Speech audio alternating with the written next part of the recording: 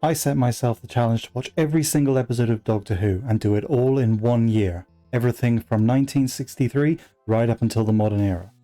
So far we are this far through the third Doctor's era and this far through the show overall. We're in season 10. And 10 years means 10th anniversary special, so we're going to bring back some of the old actors. The Doctor is under attack. A weird antimatter monster is chasing him, and simultaneously the Time Lords are also coming under assault. They can't spare anyone to go and help the Doctor, but one Time Lord who'd had a liquid lunch suggests that maybe we could send the Doctor to go help the Doctor if we just use a different Doctor to the Doctor that's in trouble. So they cross their fingers and hope this won't cause a paradox and send the second Doctor through time to aid the third Doctor. But this doesn't end up working too well because the two of them just keep arguing. They decide they need a steady, authoritative figure to sort of mediate between the second and third Doctors. So they go back in the Doctor's timeline to the earliest incarnation of the Doctor and pull that one out of time to act as a sort of guide, appearing only in a TV screen to offer advice. Together, the three Doctors are able to enter the antimatter universe and defeat Omega, an ancient Time Lord who was thought lost and has grown bitter in his isolation. As a thank you for rescuing them, the Time Lords gift the Doctor back his dematerialization circuit and the secret of time travel, so that he can freely travel through time and space again. Enjoying his newfound freedom, the Doctor heads off in the TARDIS with Jo, and they materialize inside a miniscope, essentially a series of unconnected locales all filled with monsters and endless corridors. The Doctor and Jo proceed to run up and down corridors trying to escape from various monsters, while a group of grey-faced bureaucrats watch from on high, judging the whole thing to be too unrealistic, boring and violent. What were the writers getting at, you think? Earth of the future and a neighbouring power, Draconia, are poised on the edge of war. Both sides accuse the other of staging isolated attacks, but neither will admit to them. The truth is the Master has been setting up these attacks. He kidnaps Jo and tries to hypnotize her.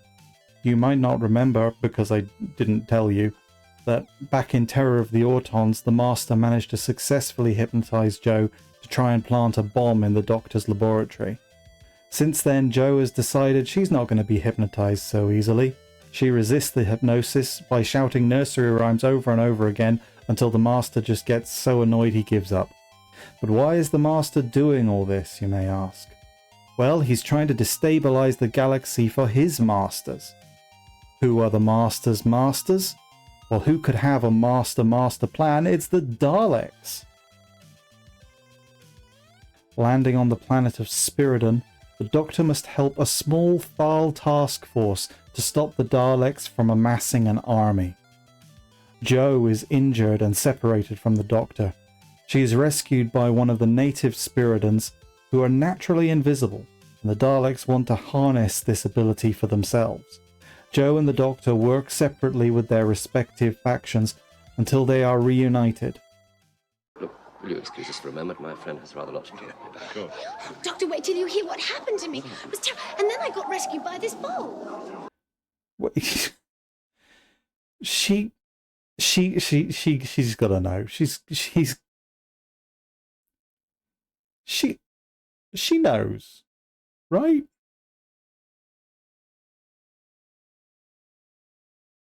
She's gotta know.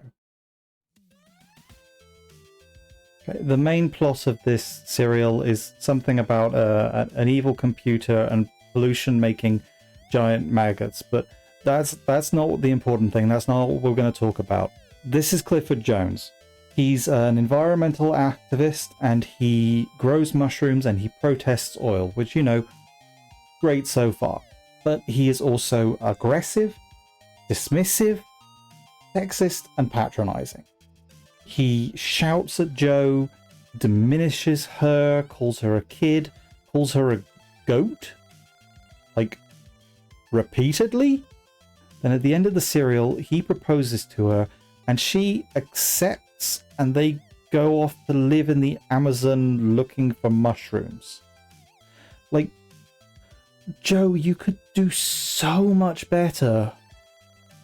You resisted the mind control powers of the Master. You rescued the Doctor from the Sea Devils. You are singularly responsible for the destruction of an all-powerful demon. If you're looking to settle down, King of Peladon was pretty sweet on you. This guy sucks. And I don't think it's just me that thinks that. A subplot of this serial is the Doctor's a bit late to the action because he was off on the planet Metabilis 3 trying to steal a crystal that he wants for reasons. The crystal has the ability to break mind control, and the Doctor uses it to rescue Yates, who's been hypnotized by the aforementioned evil computer. They use it a few more times to rescue people who have been brainwashed by the computer, and at the end of the serial, the Doctor gifts her the crystal as a wedding present. I mean, tell me you think your companion's being brainwashed without telling me you think your companion's being brainwashed. He knows Clifford's not good enough for her. We know Clifford's not good enough for her. Joe, you are better than this. And I'm gonna miss you.